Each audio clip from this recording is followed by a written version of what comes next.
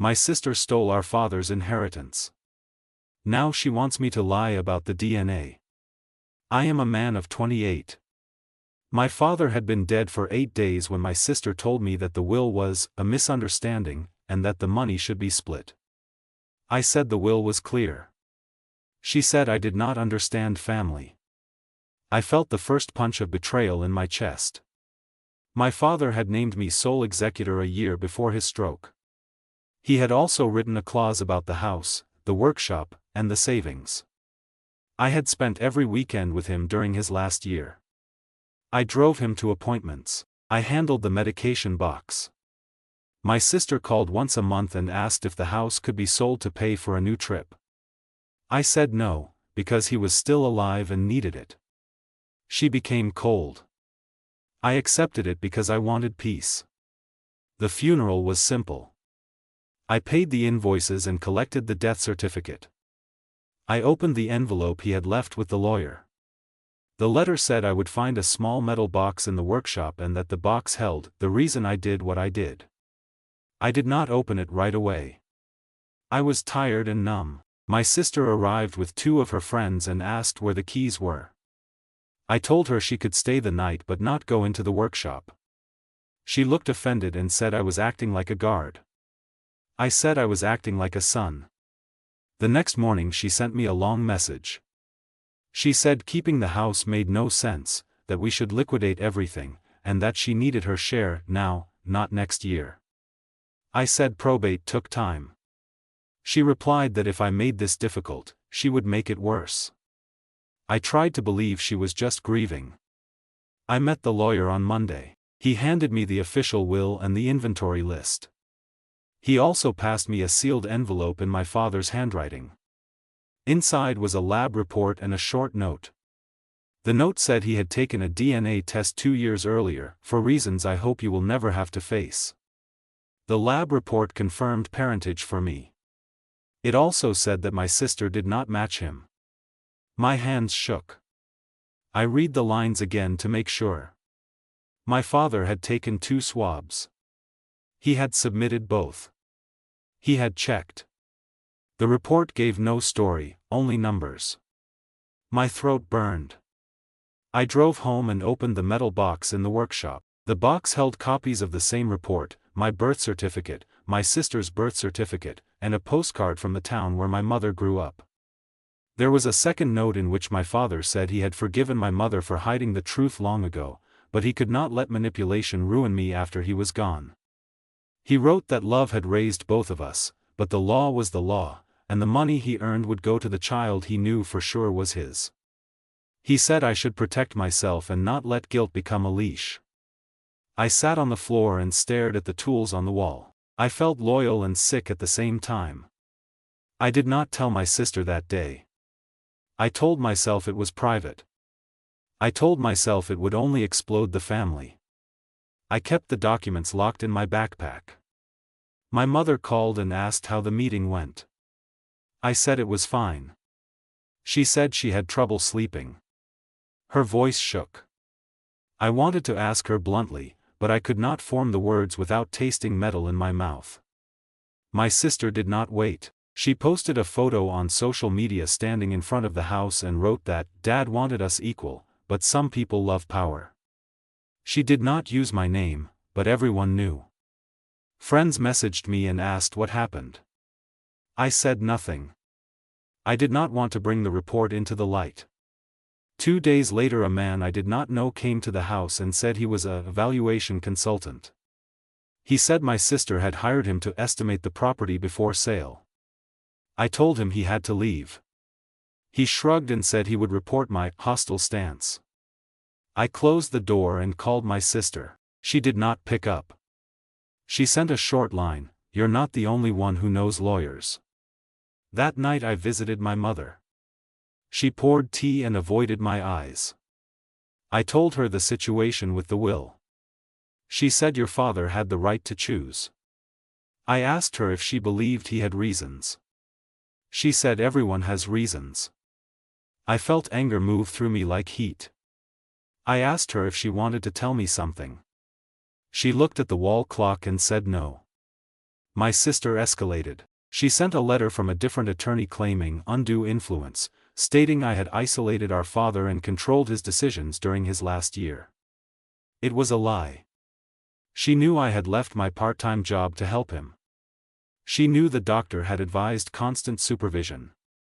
She twisted care into control because care does not pay bills but control can be argued in court.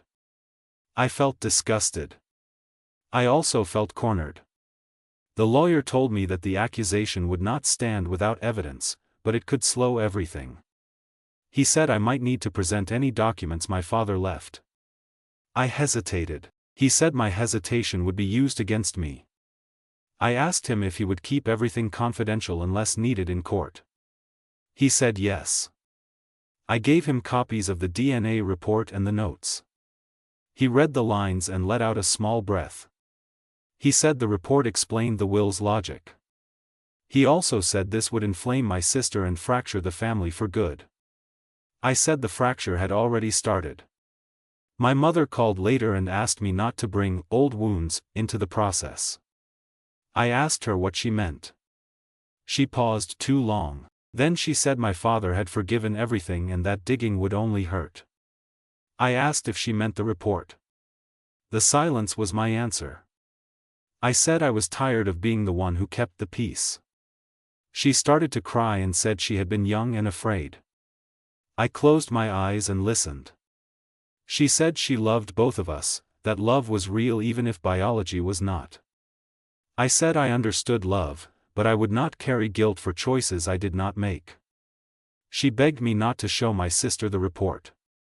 I said my sister had already hired people to force a sale. My mother went quiet. Then she whispered that my sister did not know. My stomach dropped. I realized I was the only one holding the match. The next day I asked my sister to meet at the lawyer's office to go through the inventory. She arrived late and agitated. She said I was dragging my feet to keep the house. She said our father had always favored me. She said she had proof I had used his card for personal items. I realized she meant the pharmacy and the wheelchair ramp. I told her those were his expenses. She rolled her eyes and said narratives are flexible. I looked at her face and saw a stranger trying on a role. The lawyer explained probate timelines. She interrupted him and insisted on an immediate distribution. He repeated the process. She accused him of bias. He stayed calm. Then he said there were documents that clarified the will's intent and that we should all read them before making threats. My sister asked what documents. He said a lab report. She froze, then laughed in a thin voice and asked what lab report could possibly matter. He placed the photocopies on the table and slid them forward. She read the first page with a smirk that held for 5 seconds and then drained away. She looked up at me as if I had cut her skin. She said this was a lie. The lawyer said it was a certified report. She said our father would never do this to her. He said the report was dated and the chain of custody was clear. She said I had forced him. He said the samples were submitted 2 years earlier from the clinic, not by me. She looked at me again, but this time there was pleading in the anger. She demanded I deny it. I did not. I felt cruel and honest at the same time. She left the office without a word. I followed her into the hallway. She spun and told me I had killed our family. I said I had buried our father and now I was burying lies. She said the money was hers by fairness if not by paper. I said fairness starts with truth. She said truth destroys people. She walked away. That night she started calling relatives. The narrative shifted to Paul is erasing me from Dad's life. A cousin messaged me asking why I hated my sister. I did not respond. I could not fight every angle. I tried to sleep and failed. 2 days later my sister asked to meet me privately at the house. I expected shouting. She arrived with a small backpack and a look I had never seen on her face, calculation mixed with panic. She said she wanted a compromise. I said I would hear it. She said I should tell the lawyer I had misread the report and that I should say our father had asked me to leave half to her as a verbal wish. I said I would not invent words for a dead man. She stepped closer and dropped her voice. She said if I did not help her, she would tell everyone that I had stolen from our father's account and that I had hit him when he refused to sign. My mouth went dry. I told her that was insane. She said people believe what hurts the least, and it hurts less to believe I am a monster than to accept that she is not his daughter. I told her she was crossing a line that would not erase. She said the line had been drawn by the paper I put on the table. She said she had screenshots, timelines, witnesses, who had seen me act aggressively in the hospital. She was not bluffing. She had spent the last 48 hours building a story. I felt the old need to protect her because that is what I did when we were children. I stood still and let the need die. I told her I had the security camera on the porch recording sound. She blinked. I said blackmail carries penalties. She said no one would call it blackmail. She said people would call it grief. I wanted to be angry, but I only felt empty. She started crying then, not the loud kind that demands attention, but a small, frantic sob that sounded like a child who had been told the rules of the world were different than she thought. She said she had built her life on a version of herself that this report destroyed. She said she could not breathe when she thought about it. She asked how she was supposed to look at our mother. I stayed silent because anything I said could turn into a weapon. She wiped her face and switched back to hard mode. She said we were going to the notary the next day to sign a 50-50 agreement. She said if I refused, she would go ahead with her lie, and by the time we cleared my name, the house would be worth less and my reputation would be gone. She said this calmly, like a business plan. I stared at her and felt something close to pity and something closer to resolve. I told her I would give her a choice. Either we went together to our mother and asked for the truth with all three of us in the same room, or we went to court and let a judge read the report and the notes into the record. I said there would be no secret half-deals. She said I enjoyed punishment.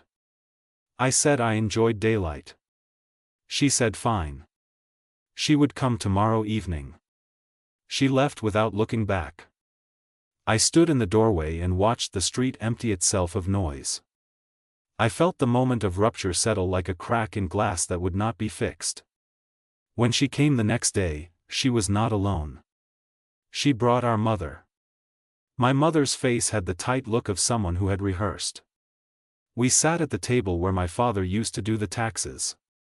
I placed the report and the notes on the wood. My mother read them again, for real this time. Her hands shook. She said it was true.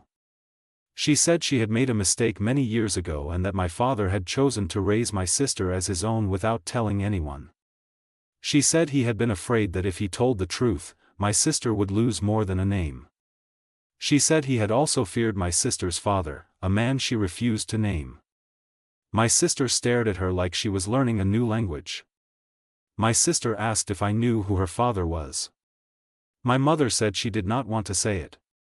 My sister said she had a right. My mother said the man was gone. My sister asked if he had known about her. My mother said no. The room felt thin. My sister's face hardened into the mask again. She said none of this changed the fact that our father loved her. My mother nodded. My sister said if he loved her, he would not have written a will that cut her out. My mother closed her eyes and admitted he had told her what he planned. She said he had argued that money invites fights and that clarity was kindness. My sister laughed once and said he had invited a war instead. Then my sister shifted to attack. She said my mother and I were teaming up to erase her. She pointed at me and said I had waited for the moment to humiliate her. I felt fatigue melt into a cold center. I told her I would not sign anything and I would not lie. I said if she wanted a fight, I would bring dates, receipts, and the truth. I said I would not drag her name through mud, but I would not let her drown me either. She said then prepare for the consequences. She opened her backpack and took out a manila folder. She slid it across the table to me. Inside were printed posts, bank screenshots, and a typed statement accusing me of coercion and financial abuse. At the bottom was a signature line with yesterday's date. I looked at my mother. She stared at the folder like it was a live wire. She told my sister to stop. My sister said it was too late to stop. I realized she had already sent copies to people. I realized the next week would be bloodless but brutal. The part of me that still wanted the old version of our family tried to speak and failed.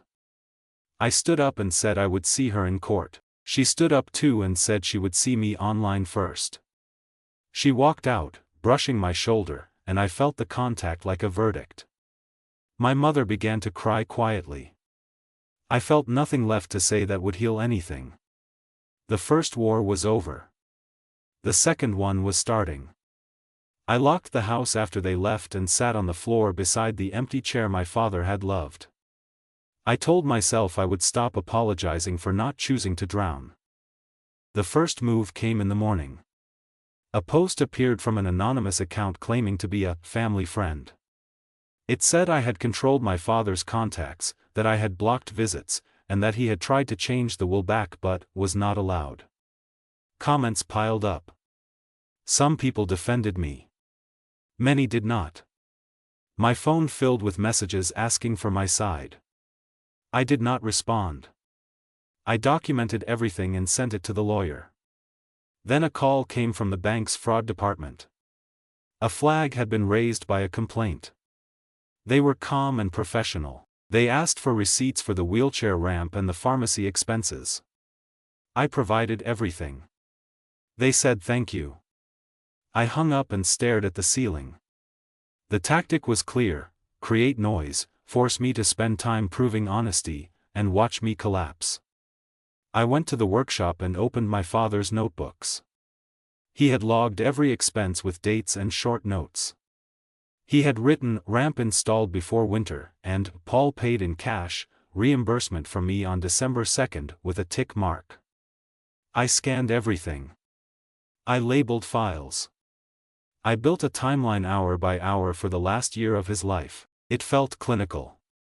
It also felt like armor. My mother called and said my sister had locked herself in her apartment. I asked if she was safe. My mother said she did not know. I drove over and spoke through the door. My sister said she was fine. I believed she was angry more than anything. I left a bag of groceries at the door because I remembered how our father used to solve fights by feeding us even when we did not deserve it. She did not open the door while I was there. The lawyer filed our response to the undue influence claim. It was dry and strong. He attached the doctor's letter praising my care. He attached my father's notebooks. He mentioned the DNA report as context for the will's logic. He asked for an expedited hearing to prevent asset manipulation. The date came back for 2 weeks later. I circled it in my calendar like an exit. My sister did not stop. She posted a photo of herself as a child on my father's shoulders. The caption said that love can be rewritten by paper but not by memory. The comments exploded with hearts. I felt the unfairness burn my throat. I also felt the truth: she was not lying about love. She was lying about what love entitled her to take. I kept my hands off the keyboard. A cousin leaked the rumor about the DNA to explain the will. My sister went silent online for 6 hours, then posted again saying that lies were spreading and that I was attacking her identity. She said she would never submit to a test. She said she did not need a lab to tell her who her father was. I felt pity again, but it did not change the facts. That night I received a message from an unknown account. It contained a short video clip of me pushing my father's wheelchair into a clinic. The caption said, "Proof that he dragged him around to make him sign." I remembered that day. It was a routine check. The clip was innocent. The caption turned it sinister. I felt something harden in me. I realized the only way through was to go all the way through. I met the lawyer and asked what would happen if my sister kept this up. He said we would win in court but lose in the court of public opinion. I asked if there was a way to close the gap. He said truth told simply works slowly but works. He suggested a single statement before the hearing, without details, setting boundaries. I wrote one line: I will not negotiate love with lies, and I will defend my father's last wishes with facts. He approved it. I posted it and logged out. My mother visited the next morning and placed an old box on the table. Inside were letters from my father to her during the year after my sister was born. The letters were measured and tired. He had written that he would stay, that he would raise both children, but that he could not pretend forever if control and threats continued. He had written that money brings out the worst, and that one day decisions would need clarity. He had not been cruel. He had been practical. My mother said she had kept the letters because they reminded her of his discipline when emotion would have been easier. I scanned the letters and added them to the file. The day before the hearing my sister texted. She asked to meet alone. I agreed to meet in a public place.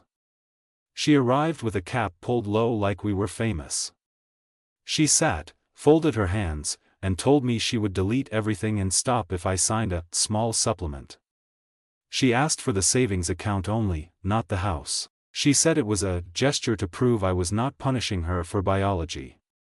I asked her if she realized she was admitting the core truth by asking this way. She said she did not care about abstractions. She cared about survival. She said she had debts I did not know about. She said a man she owed money to had started calling. I watched her face and saw fear with a new shape. I asked if she was in danger. She said she was not. Then she said maybe she was. I told her to go to the police if someone threatened her. She laughed once and said the world does not work like that. I said our father would have helped with a plan, not a payout. She told me our father was dead and that I should stop using him to win. She then played her last card. She said she would tell the judge that I had forced the DNA test by stealing hair or fabric. I told her the report showed clinic collection. She said she would claim I had faked that. I felt a thin thread of rage. I told her I would bring the lab witness if needed.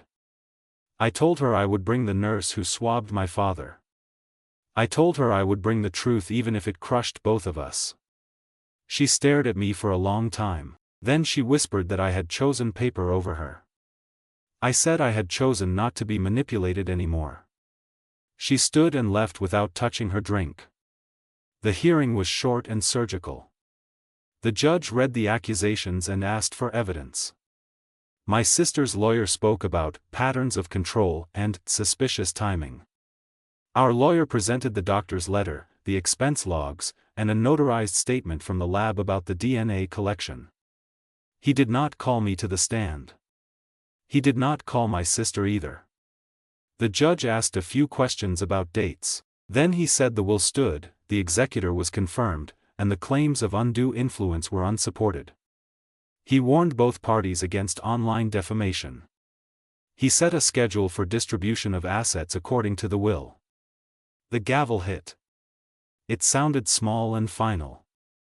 Outside the courtroom my sister looked at me like I had performed a trick. She said it was not over. I believed her.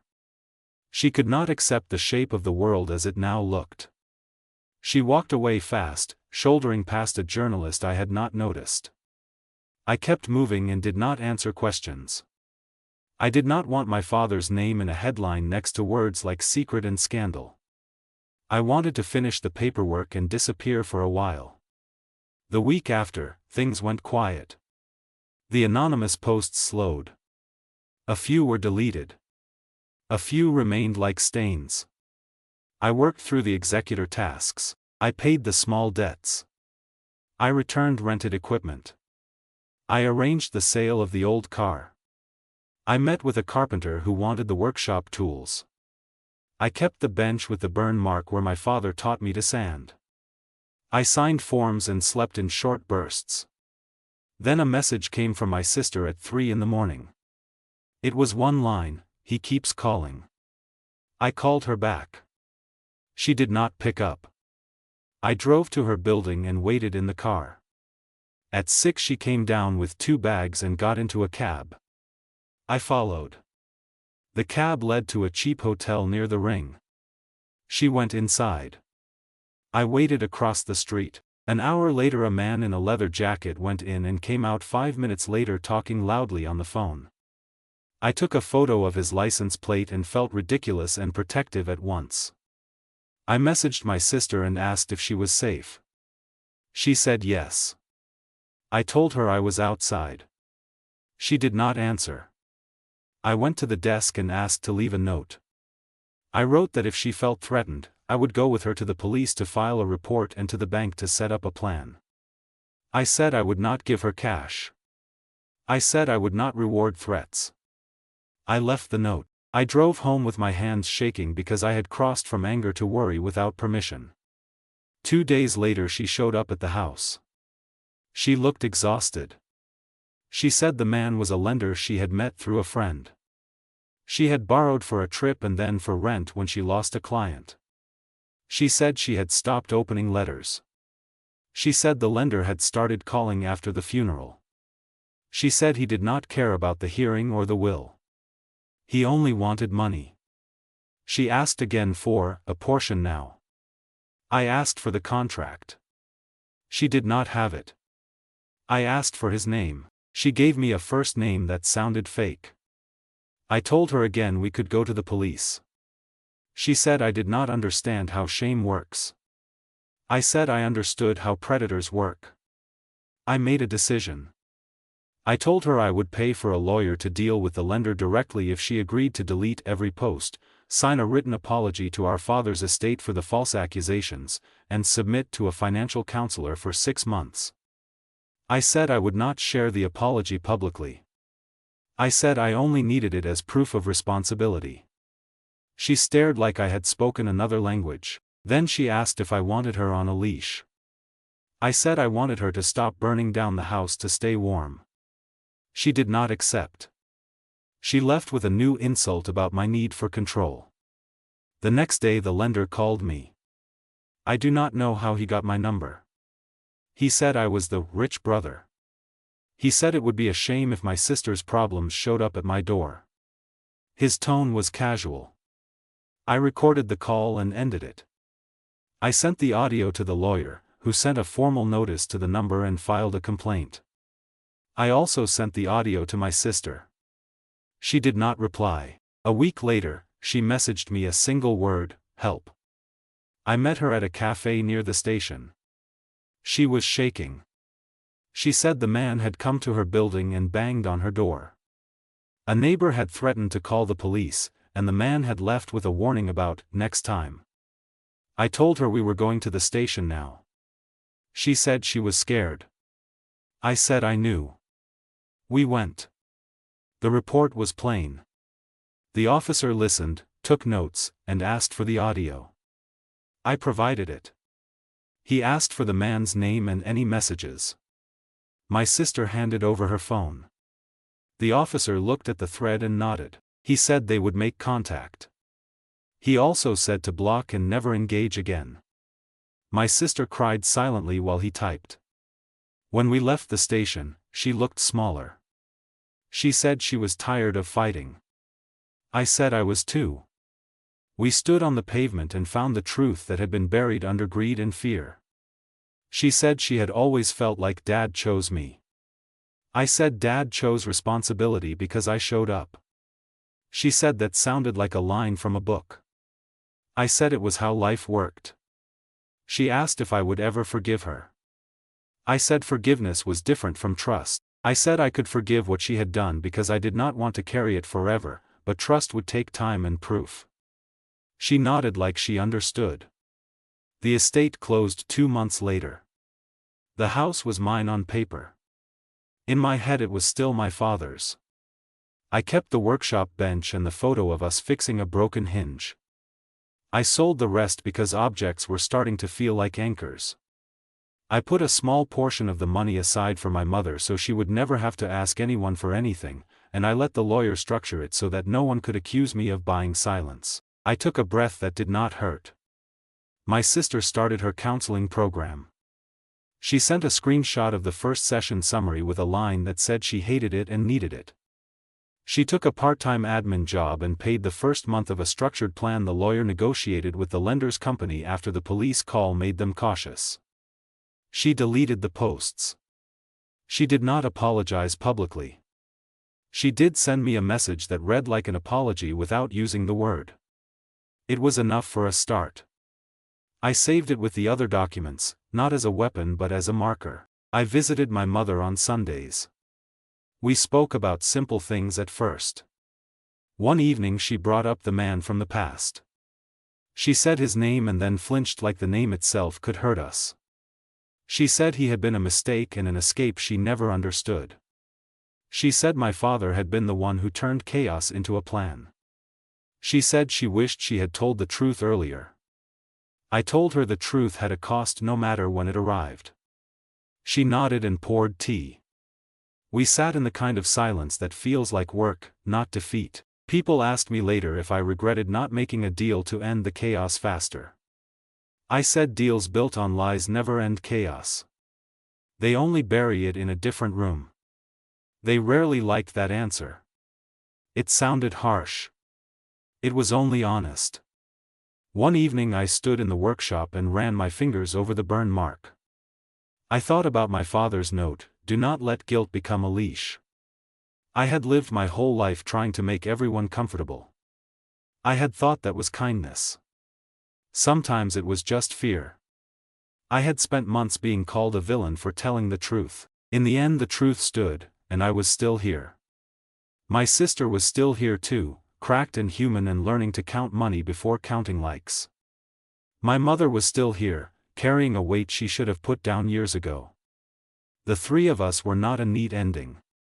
We were what remained. A few days later my sister asked if she could come by the house. She wanted to take the old photo albums. I hesitated and then said yes. She walked into the workshop and stared at the wall of empty hooks. She said she missed him. I said I did too. She asked if I had ever thought about doing a new test on myself, as if doubt could erase the pain by sharing it. I said I had already taken one with him. I said I did not need to take another to know who my father was. She nodded. She understood that it was not the lab that made him my father. It was the hours, the rides, the way he said my name when I messed up and the way he showed me how to fix it. She left with the albums and without a new demand. It felt like a small miracle. On the last night before I rented the house to a family who needed a place near the school, I walked through the rooms and turned off the lights one by one. In the kitchen I placed my father's letter back in the metal box and slid the box onto the top shelf of the cupboard. I did not lock it. I did not hide it. I left it where light could find it if anyone ever needed to remember how we got here. I closed the door and kept the key.